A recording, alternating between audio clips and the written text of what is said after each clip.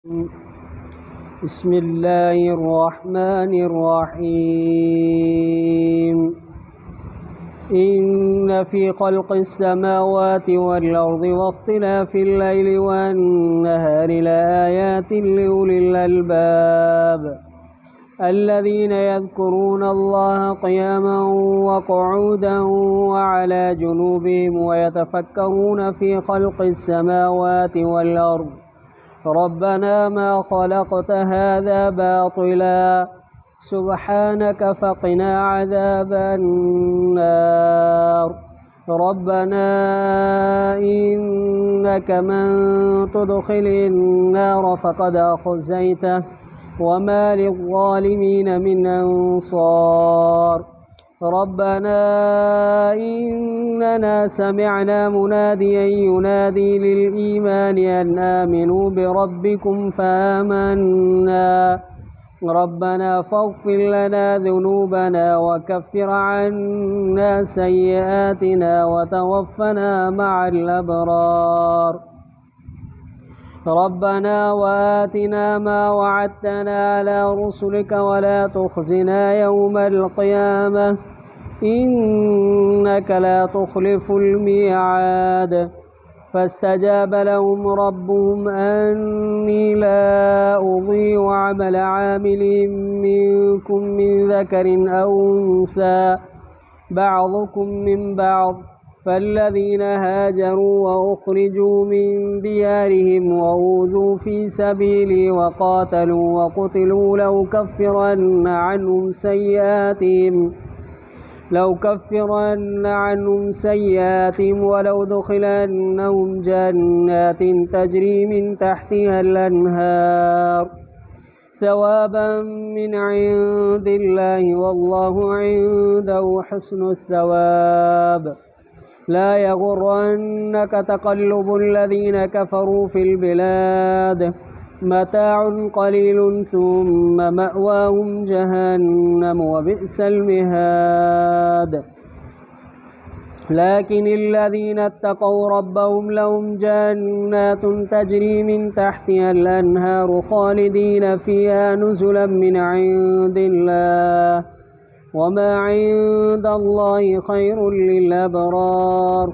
وإن من أهل الكتاب لمن يؤمن بالله وما أنزل إليكم وما أنزل إليهم خاشعين لله لا يشترون بآيات الله ثمنا قليلا أولئك لهم أجرهم عند ربهم إن الله سريع الحساب.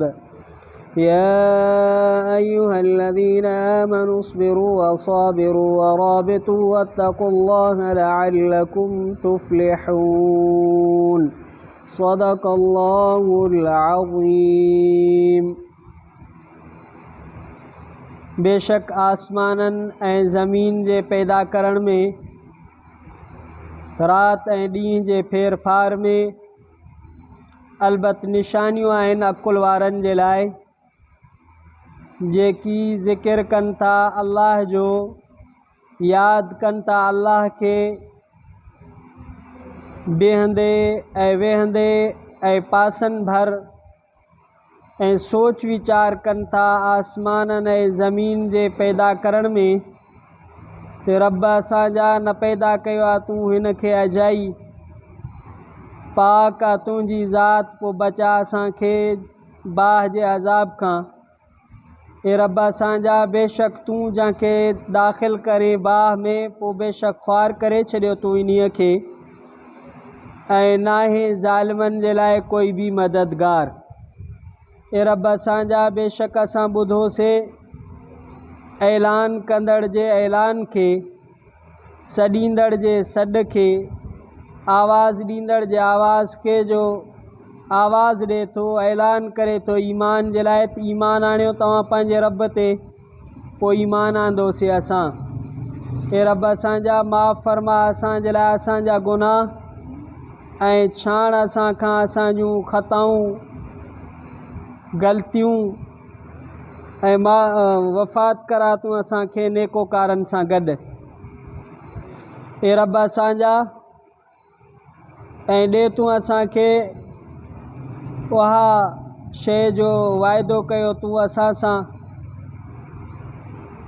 पंहिंजे रसूलनि सां न ख़्वार कजां असांखे क़यामत जे ॾींहुं बेशक तूं नथो मुखालिफ़त करे वाइदे जी। पोइ क़बूल फ़रमायो इन्हनि जे लाइ इन्हनि जे रब, जी फ़रमायो इन्हनि जे लाइ इन्हनि जे रब त बेशक मां नथो ज़ाया कयां कंहिं अमल कंदड़ जे अमल खे तव्हां मां, मर्द हुजे या औरत हुजे। बाज़ तव्हां मां बाज़ खां आहिनि, कुझु तव्हां मां कुझु खां आहिनि। पोइ जिन माण्हुनि हिजरत कई ऐं कढिया विया पंहिंजे घरनि खां ऐं ईज़ाया विया मुंहिंजे रस्ते में ऐं लड़िया ऐं शहीद कया विया, क़तल कया विया, ज़रूरु ज़रूरु छाणींदासीं इन्हनि खां इन्हनि जे कोताहियुनि खे ऐं ज़रूरु ज़रूरु दाख़िल कंदुमि मां इन्हनि खे जन्नतुनि में जो वहनि थियूं इन जे हेठों नहरूं। सवाब अल्लाह जे तरफ़ों आहे ऐं अल्लाह इन वटि सुहिणो सवाब आहे। हरगिज़ हरगिज़ न धोखे में विझे तोखे काफ़रनि जो शहरनि में फिरणु। सामान आहे थोरो, पोइ टिकाणो इन्हनि जो आहे जहन्नम ऐं बुछड़ो टिकाणो आहे, बुछड़ी जॻह आहे। पर जिन माण्हुनि तक़वा इख़्तियार कई, डिघा पंहिंजे रब खां, इन्हनि जे लाइ जन्नतूं जो वहनि थियूं इन्हनि जे हेठां नहरूं, हमेशह इन में रहंदड़ हूंदा। महिमानी हूंदी अल्लाह जे तरफ़ां ऐं जेको कुझु अल्लाह वटि आहे भलो आहे नेकोकारनि जे लाइ। बेशक आले किताब मां जिन ईमान आंदो अल्लाह ते ऐं जेको नाज़िल कयो वियो तव्हां जे तरफ़ ऐं जेको नाज़िल कयो वियो इन्हनि जे तरफ़, डिॼंदड़ आहिनि अल्लाह जे लाइ, नथड़ा विकिणनि अल्लाह जे आयतुनि सां, अल्लाह जे आयतुनि खे पैसनि थोरड़नि सां। इहे आहिनि जो इन्हनि जे लाइ अजुर इन्हनि जे रब वटि, बेशक अल्लाह ताला तकड़े हिसाब किताब वारो आहे। ए ईमान वारो, सबुरु कयो, साबित क़दम रहो, जुड़ियल ऐं ॻंढियल रहो, अल्लाह खां डिॼो, मन न मन कामयाब थियो तव्हां।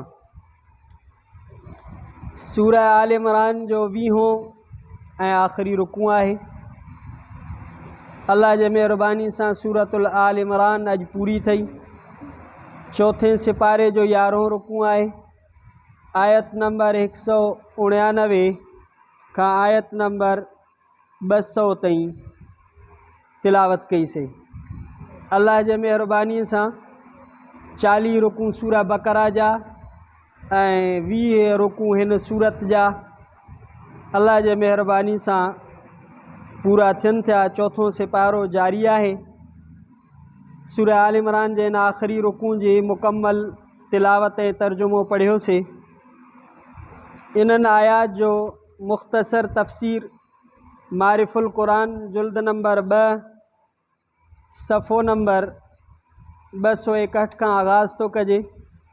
पहिरीं आयत जो शान नुज़ूल हिन तरह लिखियो वियो आहे। हज़रत आयशा सिद्दीक़ा रज़ी अल्लाहु ताला अन्हा वटि अता बिन अबी रब्बाह तशरीफ़ खणी आया ऐं अर्ज़ कयईं अल्लाह जा रसूल सल्लल्लाहु अलैहि वसल्लम जे हालात में सभ खां ज़्यादा अजीब शइ जेका तव्हां ॾिठी हुजे उहा मूंखे ॿुधायो।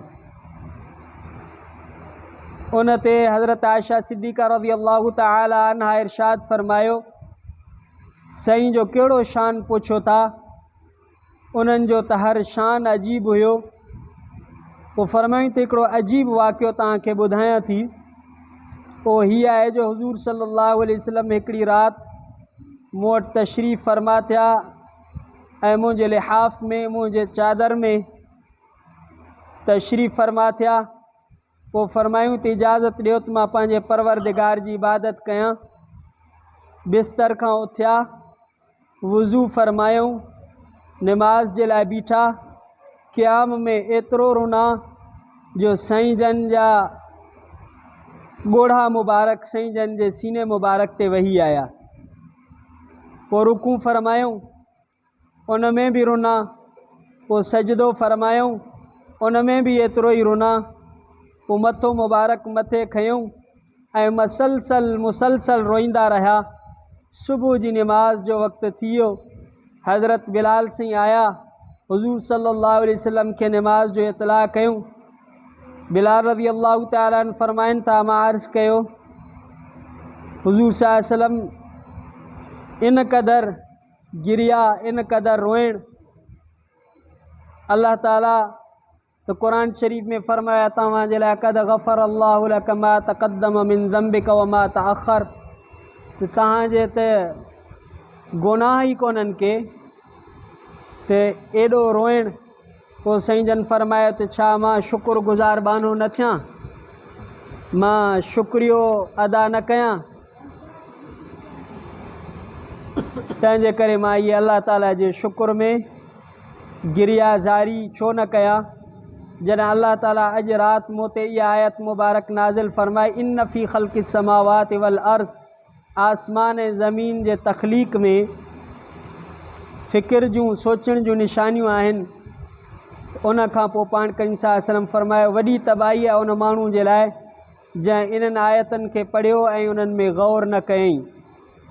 इन आयत में गौर ऐं फ़िक्र करण जे सिलसिले में चंद शयूं आहिनि जेके गौर करण जहिड़ियूं आहिनि।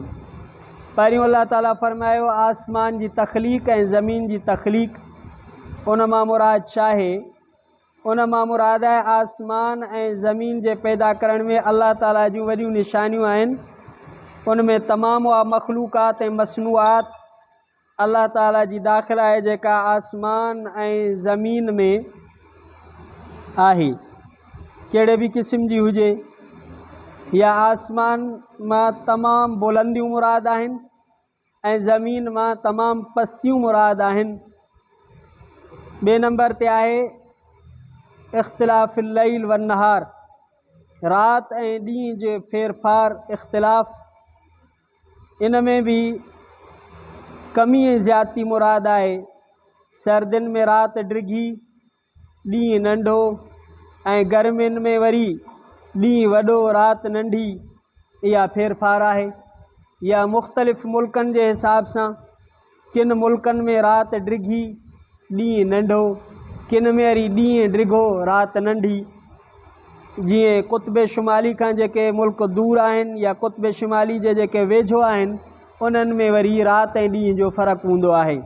जेके क़ुतुब शुमाली जे वेझो हूंदा आहिनि उन में ॾींहं घणा डिघा थींदा आहिनि, ऐं जेके क़ुतुब शुमाली खां परे हूंदा आहिनि उन्हनि में ॾींहं वरी नंढा थींदा आहिनि।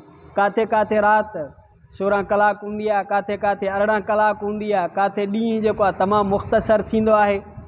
इहे सभु अल्लाह ताला जे निशानियूं आहिनि। टे नंबर ते अल्लाह ताला फरमाए त अल्लाह ताला जूं कुदरत जूं वॾियूं निशानियूं आहिनि। निशानियूं माना मोजज़ात, क़ुरान मजीद जूं आयात, ऐं इहे सभु अल्लाह ताला जे कुदरत जूं निशानियूं आहिनि। चौथे नंबर ते फरमायो अल्लाह ताला उलुल अलबाब, अकुल वारा इंसान, छो त अकुल हर शइ जो असुलु हूंदो आहे। त अकुल वारनि जे लाइ निशानियूं आहिनि। अकुल वारा कहिड़ा आहिनि? अल्लाह ताला उन्हनि जी वज़ाहत फरमाए, अल्लज़ीन यज़कुरून अल्लाह क़ियामन व क़ुऊदन व अला जुनूबिहिम। अकुल वारा अल्लाह वटि उहे आहिनि जेके अल्लाह जो ज़िक्र कनि था, बीहंदे वेहंदे ऐं पासनि भर हर हालत में अल्लाह ताला खे यादि कनि था। इहे अकुलमंद माण्हू आहिनि, अल्लाह जो ॾाढो ज़िक्र कनि था। वयतफ़क्करून फ़ी ख़ल्क़ि समावाति वल अर्ज़, आसमान ज़मीन जे पैदा में फ़िक्र कनि था। जीअं हज़रत हसन बसरी रहमतुल्लाह अलैह फरमाया, तफ़क्कुरु साअतिन ख़ैरुम मिन क़ियामि लैलतिन। हिकिड़ी घड़ी अल्लाह जे कुदरत जे आयात में सोचण राति जे इबादत खां बहितर आहे। अल्लाह जे कुदरत में अहिड़े नमूने सां हज़रत उमर बिन अब्दुल अज़ीज़ इन गौर फ़िक्र खे अफ़ज़ल इबादत फ़रमायो आहे। हज़रत हसन बिन आमिर रज़ी अल्लाह तआला अन्हु फरमायो, मां काफ़ी सहाबा कराम खां जो फरमाईंदा हुया त ईमान जो नूर ऐं रोशनी तफ़क्कुर आहे, सोच वीचार आहे। अल्लाह ताला जे कुदरत जे निशानिन में सोच वीचार करणु। हज़रत अब्दुल्ला बिन उमर फरमायो त हिकिड़ो बुज़ुर्ग जो गुज़र थियो हिकिड़े का आबिद ऐं ज़ाहिद वटूं, जेको हिकिड़ी अहिड़ी जॻह ते वेठो हुयो जो उन जे हिकु तरफ़ क़ब्रिस्तान हुयो, ॿिए तरफ़ घरनि जो गंद वग़ैरह जो ढेर हुयो। गुज़रण वारे बुज़ुर्ग चए तो दुनिया जा ॿ ख़ज़ाना तुंहिंजे साम्हूं आहिनि। हिकिड़ो इंसाननि जो ख़ज़ानो आहे जंहिंखे क़ब्रिस्तान चइजे थो, ॿियो माल ऐं दौलत जो ख़ज़ानो आहे जेको फुज़लात ऐं गंदगी जी सूरत में आहे। इहे ॿई ख़ज़ाना इबरत जे लाइ आहिनि। हेॾो क़ब्रिस्तान इंसाननि जो ख़ज़ानो आहे, माण्हू भरिया पिया आहिनि। हे ढेर जेको आहे इहो माण्हुनि जो ख़ज़ानो। ज़ाहिर आहे त ढेर इहा असां जेके शयूं खाई पी इस्तेमालु करे ढेरनि ते इहे था उछलूं, त इहो जेको आहे इबरत जे लाइ आहे। हज़रत अब्दुल्ला बिन उमर पंहिंजे क़ल्ब जी दिलि जी इस्लाह ऐं निगरानी जे लाइ शहर खां ॿाहिरि वञी कई वैराने जे तरफ़ निकिरी वेंदा ऐं उते वञी करे पहुची करे चवंदा आहिनि अहलुक, शहर खे मुखातब थी चवंदा हुआ त ओ शहर तुंहिंजो अहल किथे आहे। कई वैराने में वञी निकिरी उते पोइ वञी शहर सां मुखातब थींदा, तो में रहण वारा किथे आहिनि। ज़ाहिर आहे जेके शहर कल्ह आबाद हुया अॼु वैरान आहिनि, त उन्हनि में बि त माण्हू हुया आहिनि। पोइ उन्हनि खां वञी ईअं पुछंदो आहिनि अहलुक, तुंहिंजो अहल किथे आहे। कुल्लु शैइन हालिकुन इल्ला वजह, हर शइ फ़ना आहे, अलाह जी ज़ात खे बका आहे। सो जेके कल्ह शहर हुया अॼु वैरान आहिनि, जेके अॼु आबाद आहिनि सुभाणे अलाह जे इल्म में अलाए छा उन्हनि जी पोज़ीशन हूंदी। त अलाह जी अज़मत में आयात में सोचण सां माण्हू मासियत ऐं नाफ़रमानी खां बची वेंदो। हज़रत ईसा अलैहिस्सलाम फरमायो, ए ज़ईफ़ुल ख़िलक़त माण्हू, तूं जिथे बि हुजे अलाह खां डिॼंदो कर। दुनिया में हिकिड़े महिमान वांगुरु ज़िंदगी बसर कंदो कर ऐं मस्जिद खे पंहिंजो घर ठाहे छॾ ऐं पंहिंजे अखियुनि खे ख़ुदा जे ख़ौफ़ खां रोइण सां आदि बणा ऐं जिस्म खे सबुर सां ऐं दिलि खे तफ़क्कुर जो आदि बणा ऐं सुभाणे जे रिज़्क़ जो फ़िकिर न कर, उहो रिज़्क़ ॾींदो जंहिं पैदा कयो आहे। उन खां पोइ कुझु दुआऊं आहिनि, उहे दुआऊं इहे आहिनि। पहिरीं दरख़्वास्त इहा आहे, फ़क़िना अज़ाब अन्नार, रब से असांखे जहन्नम जे अज़ाब खां बचा। ॿिए नंबर ते दरख़्वास्त इहा आहे त असांखे आख़िरत जे रुसवाई ऐं ख़्वारी खां बचा। जो सभु जिथे पूरी इंसानियत हूंदी मैदान महशर में, कंहिंजे जेकॾहिं नालो खणी ऐं चइजे त हे हिन जा हे गुनाह आहिनि, हे ॾोह आहिनि, त केॾी ख़्वारी ऐं रुसवाई आहे। टे नंबर ते इहा दरख़्वास्त आहे, रब साईं ऐलान कंदड़ ऐलान कयो, यानी नबी सल्लल्लाहु अलैहि वसल्लम, असां उन ते ईमान आंदोसीं, असांजा गुनाह माफ़ फरमा। इहे टे दरख़्वास्तूं आहिनि। ऐं उन खां पोइ चौथी दरख़्वास्त जेका माण्हू जे पंहिंजे फ़ाइदे ऐं नफ़े जे लाइ आहे, त रब साईं जेको तूं नबियनि सां वाइदो कयो जन्नत जो, उहो असांखे अता फरमा। उन खां पोइ अलाह ताला फरमायो, फ़स्तजाब लहुम रब्बुहुम अन्नी ला उज़ीअ अमल आमिलिन मिनकुम मिन ज़करिन औ उन्सा, तव्हां मां मर्द हुजे या औरत हुजे, कंहिंजो बि अमल ज़ाया न थींदो। समूरनि जा अमल उन्हनि जो बदिलो उन्हनि खे मिलंदो। जिन माण्हुनि हिजरत कई, घरनि खां कढिया विया, अलाह जे रस्ते में ईज़ाया विया, क़िताल कयूं, शहीद कया विया, उन्हनि जूं कोताहियूं कमज़ोरियूं ज़रूरु मां माफ़ु कंदुमि ऐं उन्हनि खे जन्नत में दाख़िल कंदुमि।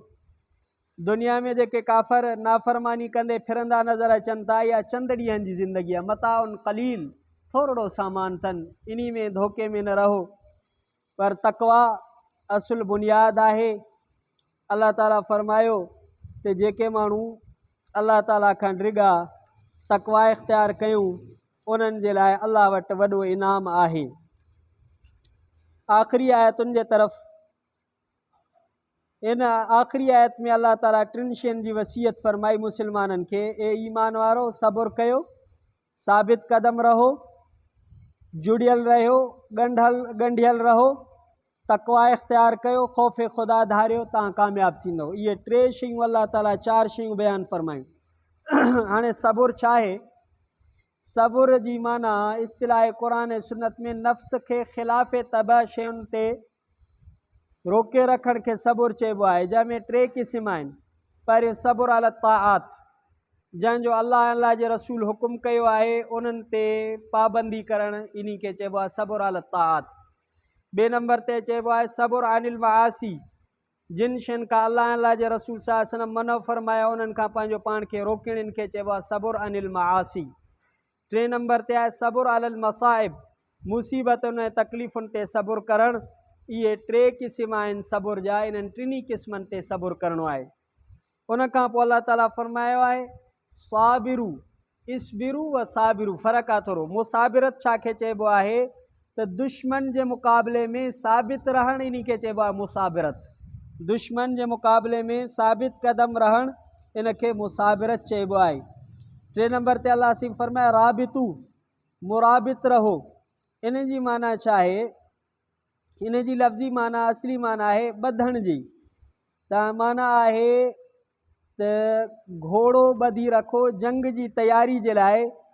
वमिर रिबातिल ख़ैल, इस्लामी सरहदुनि जी हिफ़ाज़त, जंहिंजे लाइ जंगी घोड़ा ऐं जंगी सामान सां मुसल्लह रहणु लाज़मी आहे, ताकि दुश्मन इस्लामी सरहदुनि जे तरफ़ रुख करण जी ज़रूरत न करे। हिकु इन रिबात जो मक़सदु इहो आहे। ॿियो इन ते आहे निमाज़ जमात जी अहिड़ी पाबंदी कयो जो हिकु निमाज़ खां पोइ ॿी निमाज़ जे इंतज़ार में रहो। ॿियो राबितू जो मक़सदु इहो आहे त हिकिड़ी निमाज़ पूरी करे वञो, ॿी निमाज़ जो इंतज़ारु रहियो त केॾी महिल थी थिए त असां वञूं। ऐं इहे ॿई शयूं इस्लाम में वॾी मक़बूल तरीन इबादत आहिनि। इन्हनि जा हिकु ॿ फ़ज़ाइल हदीसूं ॿुधाए पोइ इजाज़त था वठूं, ऐं आख़िरी इहो आयत जो तफ़सीर आहे। इस्लामी सरहदुनि जे हिफ़ाज़त जे लाइ जंग जी तयारी सां उते क़याम करण खे रिबात ऐं मुराबिता चइबो आहे। उन जूं ॿ सूरतूं आहिनि। हिकिड़ी सूरत इहा आहे त कहीं जंग जो ख़तरो साम्हूं न आहे, सरहद मामून ऐं महफ़ूज़ आहे, महज़ हिफ़ाज़त जे तौर ते उन जी निगरानी करणु।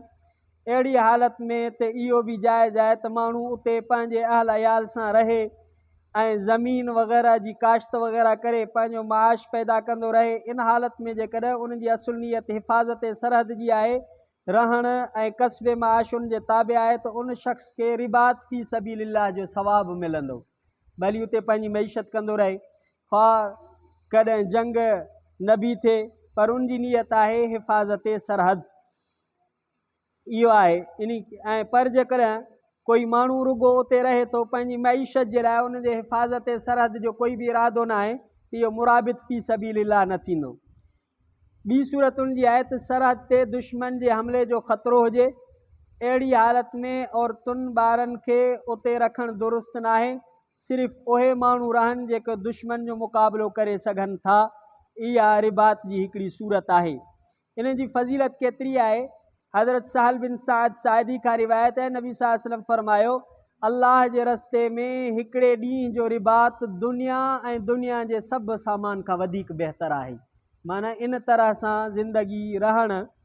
ऐं ॿी हदीस पाक में सलमान रज़ी अल्लाह ताला अन्हु खां रिवायत आहे, नबी सल्लल्लाहु अलैहि वसल्लम फरमाए हिकिड़े ॾींहुं रिबात, हिकिड़े महीने जे मुसलसल रोज़ा ऐं हिकु महीने जी मुसलसल राति जी इबादत में गुज़ारण खां बहितरु आहे।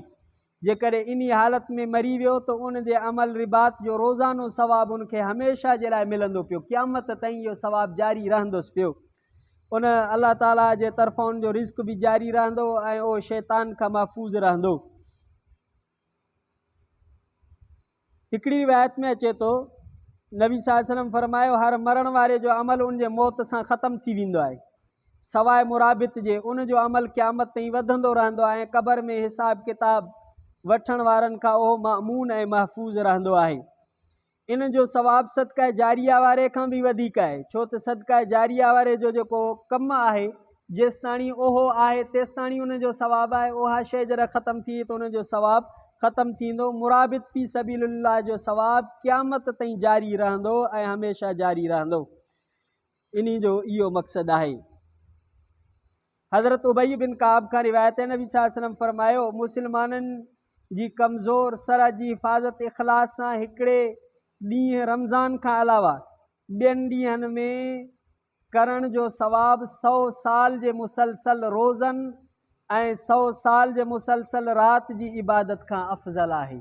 एॾो वॾो इस्लामी सरहद जे हिफ़ाज़त करण जे नीयत सां हिकिड़े ॾींहं जी इस्लामी सरहद जी हिफ़ाज़त जे लाइ बीठो रमज़ान जे रोज़नि खां सवा 100 साल ॼण त ॾींहं जो इबादत कंदो रहियो, ॾींहं जो रोज़ा रखंदो रहियो, 100 साल जूं रातियूं ॼण त इहो जेको आहे राति जो इबादत कंदो रहियो।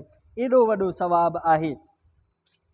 ऐं रमज़ान में हिकिड़े ॾींहं जो रिबात अफ़ज़ल ऐं आला आहे 1000 साल जे सियाम ऐं क़ियाम खां।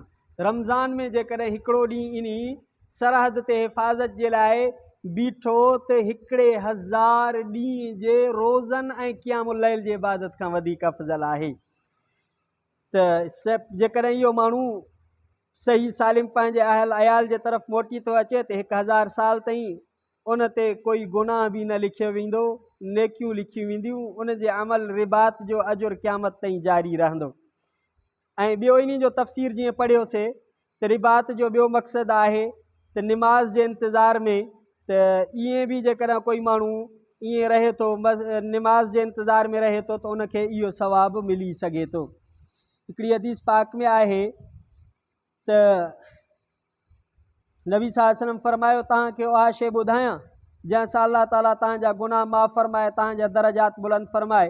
उहे शयूं हीअ आहिनि जो वुज़ू खे मुकमल कयो बावजूदि सर्दी जे या कंहिं ज़ख़म वग़ैरह जे तकलीफ़ जे, उज़वनि जो धोइणु मुश्किल नज़र अचे थो ऐं मस्जिद जे तरफ़ घणियूं विखूं खणणु ऐं हिकु निमाज़ खां पोइ ॿी निमाज़ जो इंतज़ारु करणु, इहो ॼण त पंहिंजो पाण खे अलाह जे रस्ते में ॿधी छॾणु आहे। त इहो बि रिबात में अचे थो त अलाह ताला असांखे निमाज़ुनि जे पाबंदी करण जी तौफ़ीक़ अता फ़रमाए ऐं अलाह ताला असांखे इन अजर अज़ीम मां फ़ाइदे हासिल करण जी तौफ़ीक़ अता फ़रमाए। अलाह जे महिरबानी सां कलाम मुक़द्दस जूं 2 वॾियूं सूरतूं सूरह बक़रा ऐं सूरह आल इमरान पूरी थी। सुभाणे इंशाअल्लाह ज़िंदगी रही तो सूरतुन निसा शुरू कंदासीं। रब्बना आतिना फ़िद दुनिया हसनतुन फ़िल आख़िरति हसनतुन वक़िना अज़ाबन्नार। सल्लल्लाहु तआला अला खैर खल्क़ि वसल्लम अला आलिहि वसहबिहि अज़वाजिहि ज़ुर्रिय्यतिहि अजमईन। ला इलाहा इल्लल्लाह मुहम्मदुर रसूलुल्लाह।